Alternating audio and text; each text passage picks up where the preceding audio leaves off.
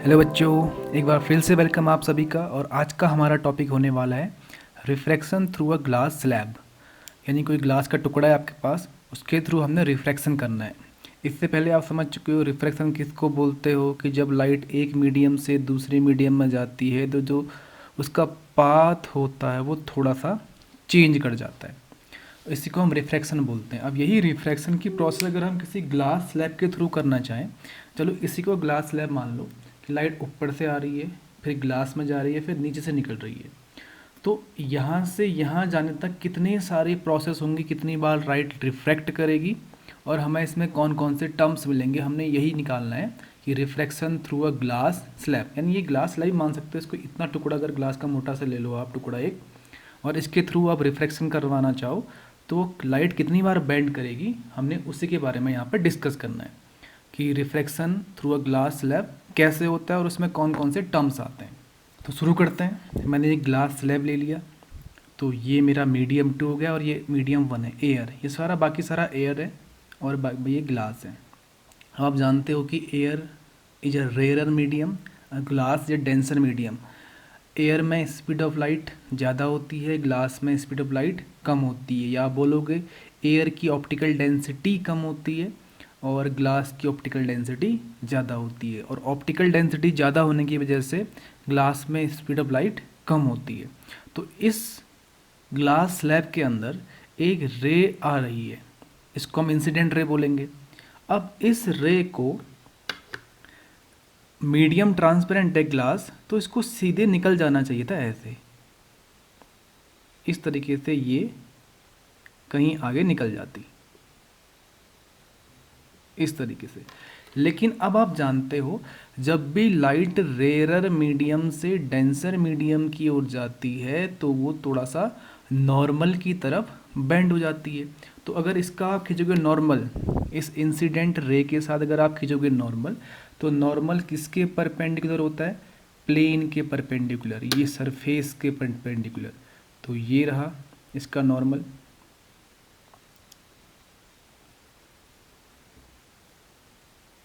ये हो गया नॉर्मल। तो लाइट कहाँ की ओर बेंड करते? टुवर्ड्स द नॉर्मल, इस तरीके से यहाँ की ओर बेंड कर जाएगी थोड़ा सा, इस तरीके से। तो ये तो हम पहले ही पढ़ चुके थे। अब लाइट यहाँ से भी तो बाहर निकल रही है, लाइट यहाँ पे रुक थोड़ा ना जाएगी, यहाँ पे लाइट रुकेगी नहीं। इसको आप चाहो थोड़ा सा और बेंड कर सकते हो लाइट को। तो इस रे को थोड़ा सा ज़्यादा बेंड कर दिया मैंने। ये आपका नॉर्मल है, ये जो परपेंडिकुलर लाइन खींची है मैंने किसके? इस प्लेन के परपेंडिकुलर। ये वाला एंगल कितना? 90, और ये पूरा एंगल भी कितना? 90। तो जब भी लाइट रेयरर से डेंसर में जाती है तो वो टुवर्ड्स नॉर्मल की तरफ शिफ्ट हो जाती है। ये हम पहले ही इसकी बात कर चुके थे। अभी लाइट यहाँ से यहाँ जाने वाली है, यानी फिर से कहाँ आने वाली है? एयर में आने वाली है। एयर कैसा मीडियम है? रेयरर मीडियम है। तो उसका उल्टा है, जब लाइट डेंसर से रेयरर की ओर जाती है तो वो नॉर्मल से दूर भागती है। तो अगर मैं इसका नॉर्मल खींचूंगा तो कुछ इस तरीके से आएगा।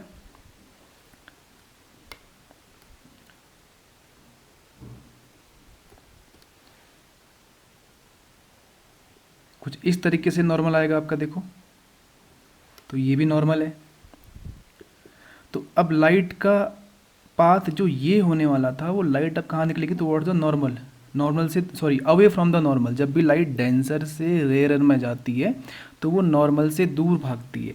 तो ये था इसका ओरिजिनल पाथ, लेकिन ये थोड़ा नॉर्मल से दूर जाएगी, कुछ इस तरीके से। ये तो हमने क्या एज्यूम किया था कि लाइट निकलने वाली कहाँ से लग रही थी हमको, कि जो इंसिडेंट रे है वो कुछ इस तरीके से यहाँ से निकलनी चाहिए थी, जो कि एक इसका ओरिजिनल पाथ ऑफ लाइट है। ये ओरिजिनल पाथ बोला जाएगा। लेकिन वो निकली कहाँ से? इतना दूर से निकली। तो यही है process of refraction through the glass slab. अब इसमें कौन कौन से एंगल्स हैं, कौन कौन से टर्म्स आते हैं, पहले उसको हम लेवल कर लेते हैं। तो ये वाला एंगल जो इंसिडेंट रे एंड नॉर्मल के साथ बन रहा है उसको हम एंगल ऑफ इंसिडेंस बोलते हैं। अब ये वाली रे जो है मेरे पास, ये रे, इसको तो हम बोलेंगे इमरजेंट रे, ये बाहर निकलती है, जो इसको हम बोलते हैं इट इज इमरजेंट रे।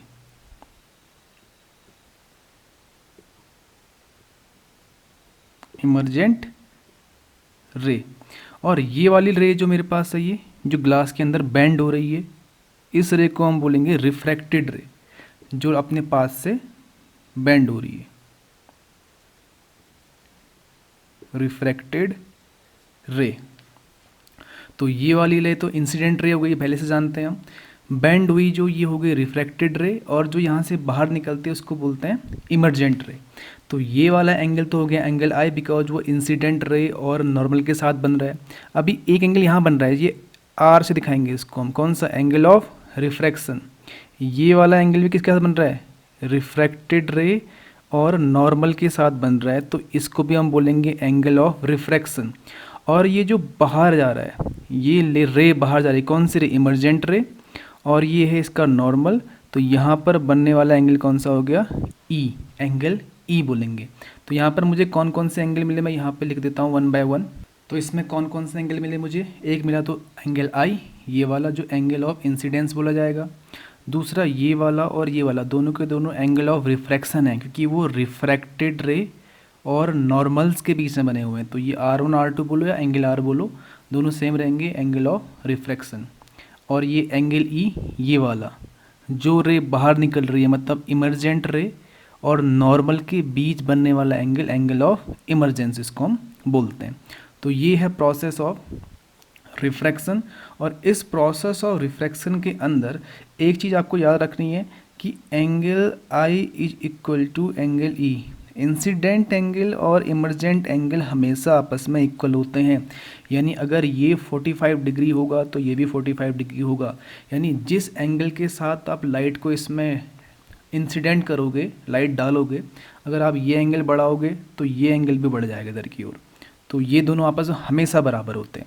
अब इसमें एक चीज़ और मिल रही है मुझे कि जो ओरिजिनल पाथ है लाइट का वो ये था, और जो इमरजेंट रे है ये है, ये दोनों आपस में पैरेलल है। यानी ये डिस्टेंस यहाँ से लेकर यहाँ तक की डिस्टेंस को हम बोलते हैं लेटरल शिफ्ट। लेटरल शिफ्ट यानी the perpendicular distance between original path of light and emergent ray. ये वाली रे मेरी इमरजेंट रे है, ये वाला मेरा ओरिजिनल पाथ है, ये दोनों एक दूसरे के हमेशा परपेंडिकुलर निकलते हैं, और इस शिफ्टिंग को हम बोलते हैं लेटरल शिफ्ट। और यही लेटरल शिफ्ट होता है जो हमें ऑब्जेक्ट होता कहीं है, दिखता कुछ और है।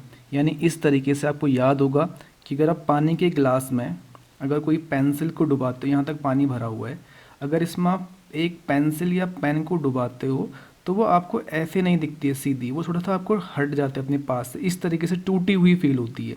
क्यों? क्योंकि इसमें लेटरल शिफ्ट वाला प्रोसेस लग रहा है। तो पेंसिल जो टूटी हुई लगती है वो because of the lateral shift. या फिर आपको कॉइन होता है बहुत नीचे ग्लास के पानी भरे हुए, लेकिन आपको थोड़ा ऊपर दिखता है, तो वो ये सब क्या रीजन है आपका, ये lateral shift. Original path light कुछ और है, और जो रियल पाथ आ रहा है, जो हमारे पास जो इमरजेंट रे है, वो कहीं और निकल के आ रही है। हमें लगा था ऑब्जेक्ट यहाँ पर है, बट एक्चुअल में ऑब्जेक्ट कहाँ पर है, इधर पे है। तो ये अपरेंटल कुछ और होता है, दिखता कुछ और है, होता कुछ और है। तो ये होता है लेटरल शिफ्ट। इसको डिफाइन कर लेते हैं एक बार। तो डेफिनेशन की बात करें तो यही डेफिनेशन भी है, the perpendicular distance between the original path of light and emergent ray.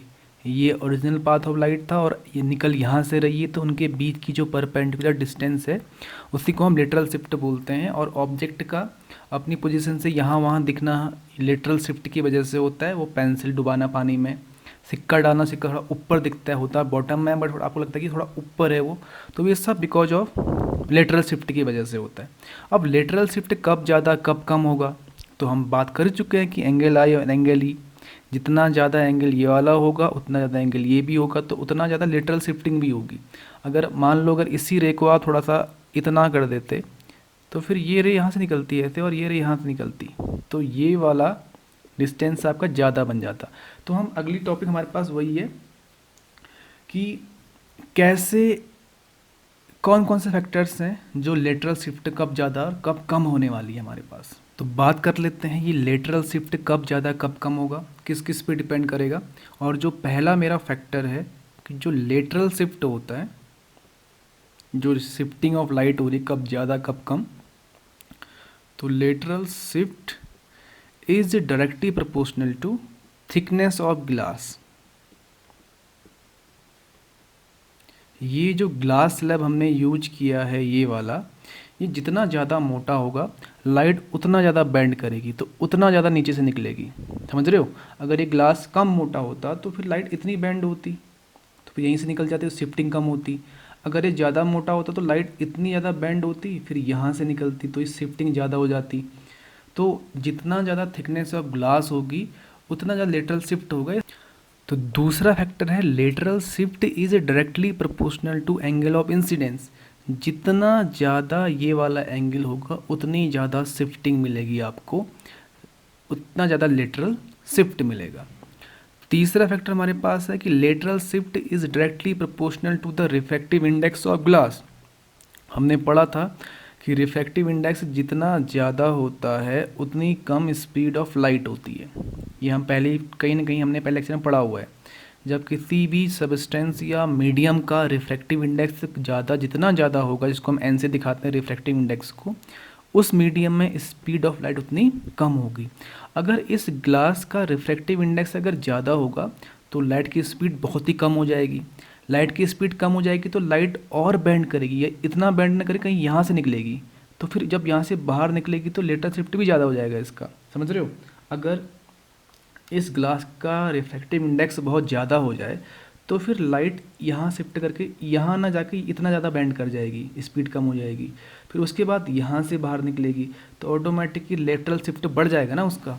तो लेटरल शिफ्ट जितना ज़्यादा रिफ्रैक्टिव इंडेक्स हो ग्लास का उतना ज़्यादा लेटरल शिफ्ट भी होता है। और लास्ट है lateral shift is inversely proportional to the wavelength of the light. या हम वेवलेंथ को हम स्पीड के टर्म पे भी डिफाइन कर सकते हैं। जितनी ज़्यादा स्पीड ऑफ लाइट होगी उतनी कम लेटरल शिफ्टिंग भी होगी। वेवलेंथ सीधे सीधे किससे एसोसिएट होती है? आपकी स्पीड से एसोसिएट होती है।